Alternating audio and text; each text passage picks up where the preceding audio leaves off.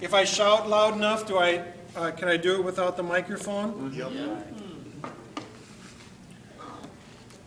So this is a Panasonic HMC 150 digital high-def camera. A couple of years old, really basic camera within this sort of prosumer arena. It's not what might be considered the news style cameras. Those are going to be a little bit bigger, heftier, maybe a little more durable, probably mount on the shoulder type of thing.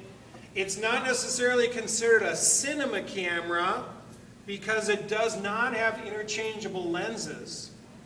But the lens that's on here is really good. And if you had to just say, rule of thumb, the bigger the glass, the better the picture. So this has a pretty good lens, all things considered. What's also nice about this is that it has professional audio inputs, the 3-prong XLR inputs. So we've got that, plus HD, and it shoots on SD cards. So a very common format nowadays. SD cards, nice, small, compatible. The new iMacs right now have a slot for an SD card. So it's pretty common format out there.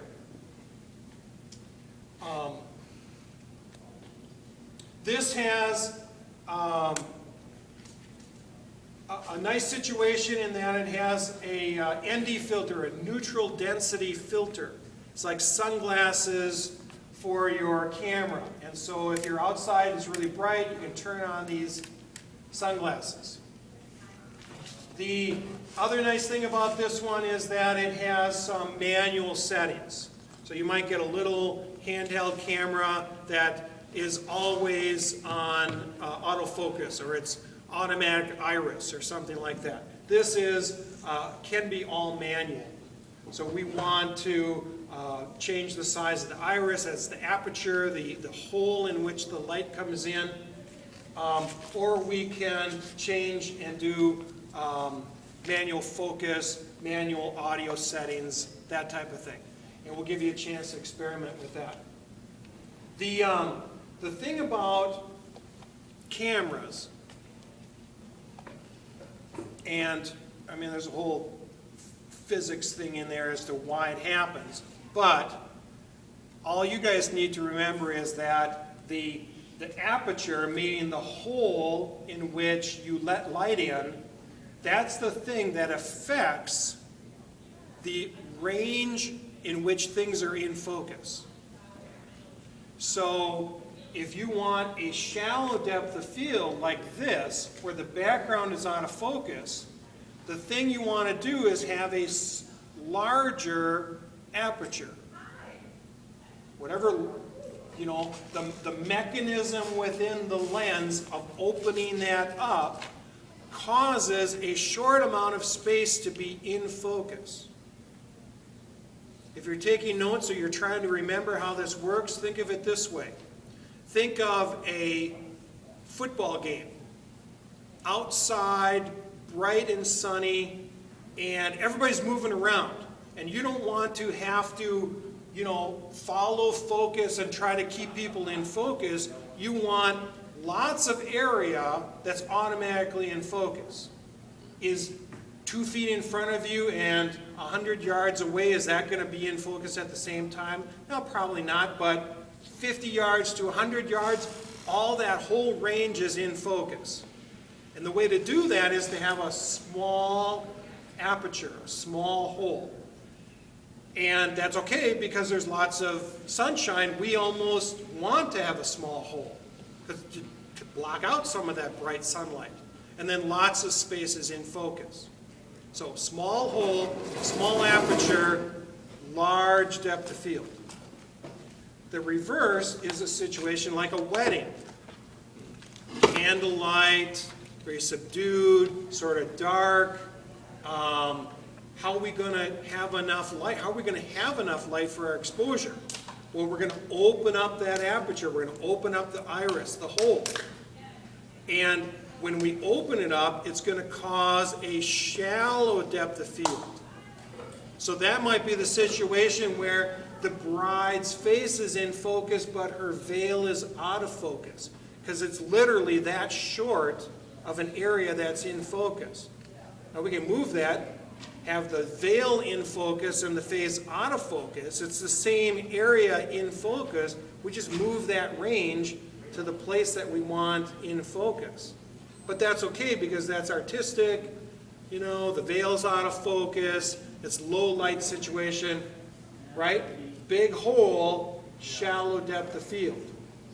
Now, these aperture sizes are related to numbers. They're called f-stop. Hey, Craig. F-stop numbers. So an f-stop 22, a big number, is a small hole. F-stop 2.8 is a small number, that's a big hole. So it's sort of opposite. But small number, 2.8, is also a small or shallow depth of field. And when we look at our camera in here, in our display, it'll tell us what that f-stop number is when we have it on the manual iris. And we want to do that because we want to control what's in focus, right? So if I were to power this on, I don't know if everybody will be able to see this.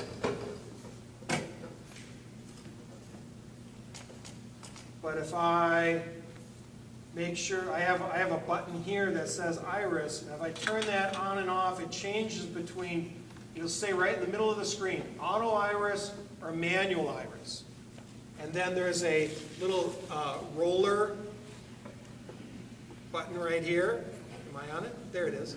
Little roller button right here, and I can roll that up and down and see on the screen where it changes the number. Here's 4. If I go up, it's making a smaller hole. In this case, not enough light. If I roll it down to the point where it just says open, gets to 2.8 and then says open. Yeah, you're open. That's as far as I'm going to go. Enough already. Okay? So you can see that on your screen. And then the other mechanism that helps change the depth of field is the zooming function. So when you're zooming and whatever's happening in that glass to zoom and change position inside your zoom, the more you zoom, the shallower the depth of field. So when they did this shot, he probably was not a few inches away. He was probably back a little bit and zoomed the camera in, and it created more depth of field. So when you're planning your shots, I might draw my storyboard that I want my main character in sort of a head and shoulders shot composed like this. That's what I want. But I can achieve that exact same head and shoulders with a wide angle here, or I can go back and zoom in and get that same head and shoulders shot, but the depth of field will be different. Does that make sense?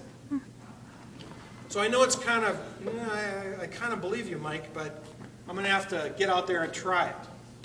So that's going to be the next thing, is each group's going to get a camera. The leaders are going to show you. We're going to set it on a manual iris.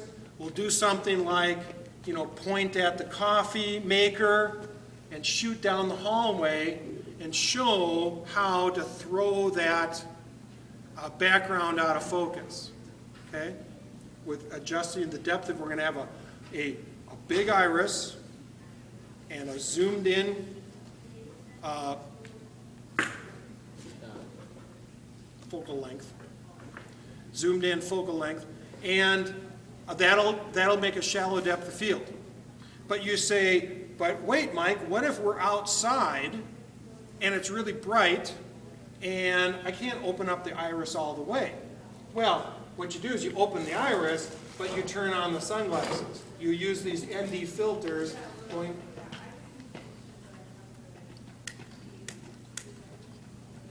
You see that? Yeah, it's not working in here because it's already low enough light. When you get outside, you know, I want the bride wedding day depth of field, but I'm outdoors at the football game. How are you going to do it? Well, one way is to turn on this neutral density. It's a neutral gray. It doesn't change the color. It's not like putting on the brown sunglasses. Everything looks different color. It's a nice neutral gray. ND stands for neutral. Yes? Should we show them how to white balance as well? Yep. You show them how to white balance. So what Nick is bringing up is that cameras are different than our eyes in that they have to be told how to relate to the environment. So these are actually fluorescents, but you can see they're kind of meant to be the daylight, call it daylight fluorescence. But you get into some older fluorescents, they're really kind of green. Or have you ever seen a picture taken like in someone's living room with the regular light bulbs and they're all sort of orangey color? And then they get outside, you've seen people take pictures outside and they're all white, like too blue or something. Because the sun is very blue and regular light bulbs are very orange, you know, in real life. And your camera doesn't know the difference. So you gotta, if you get into an environment where the lighting is sort of orange, you can hold up a white card, push the button and say, okay, now this is white. And you go outside and go, whoa, wait a minute. I'm still thinking that orange is white. And you go outside, you can change it, no, now this is white. And there's just a button in the front that you press to white balance the camera and say, okay, according to these lights now, here's what we're calibrating as being white. So if you're shooting, you know, you're going to do something in here, and then you've got your character outside, you want to white balance your camera each time. So focus, aperture, white balance. And the last thing we want to talk about, and we'll take a little bit of a break, is composition. So real quickly then, what you want to do is shoot with the rule of thirds. So if you think of a checkerboard or a tic-tac-toe board on your screen, let me go back to non-sleeping here. Come on.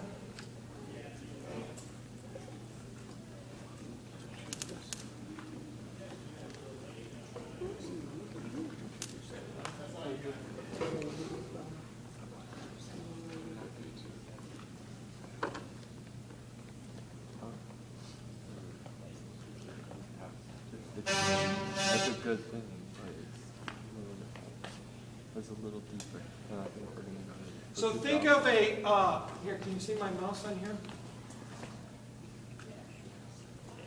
You see his eyes right here? So you see this character? If you divide your screen into like a tic-tac-toe, if you have 1/3 lines running on your screen, you want to keep your character on one of those crisscrosses. So the up and down over on this third and the top and bottom over on this third is approximately where you keep your character's eyes. And conversely then, where they're looking, look at that, nose room, you keep the bigger part of the third the direction that they're looking. So the rule of thirds is, like a tic-tac-toe, you keep your character's eyes on that upper and side third, with their nose looking in this direction.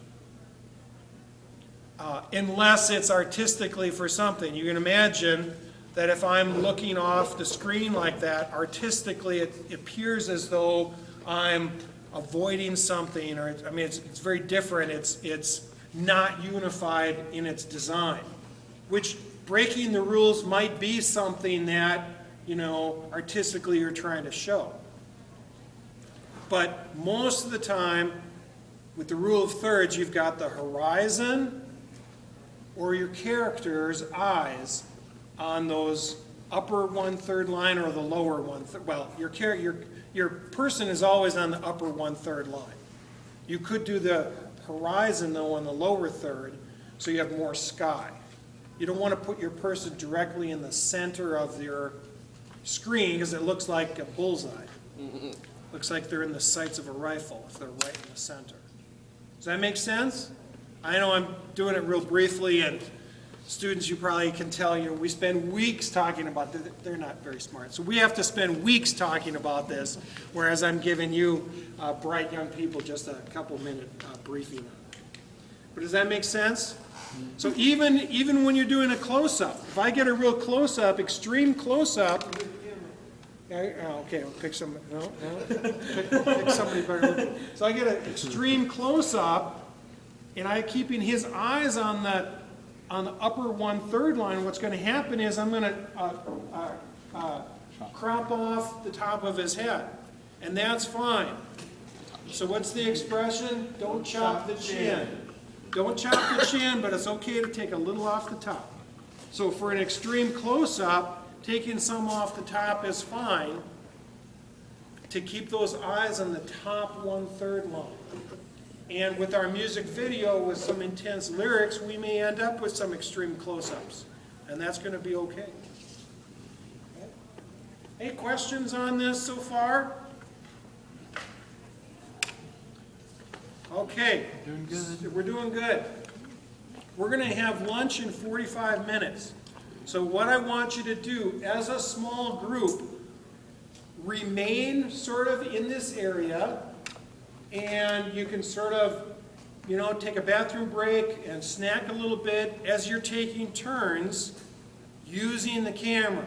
So I want everyone to try that focus. Everyone do the dial for the iris. Okay? Zoom in, find something where you can zoom and change and see the difference between a wide-angled setting and a telephoto. Zoomed in, how that changes the depth of field. Okay? Questions?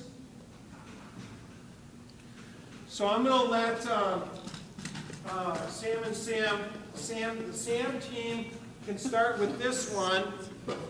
Cole and Nick go down to the edit room, and there should be a bundle on the floor with an HMC 150 bag, tripod, and wheels. But you don't have to bring the wheels. But I think it's kind of, I had to switch out the tripods. So one of them has an odd tripod, and one of them has a small Sockler Ace tripod. Okay, counterclockwise.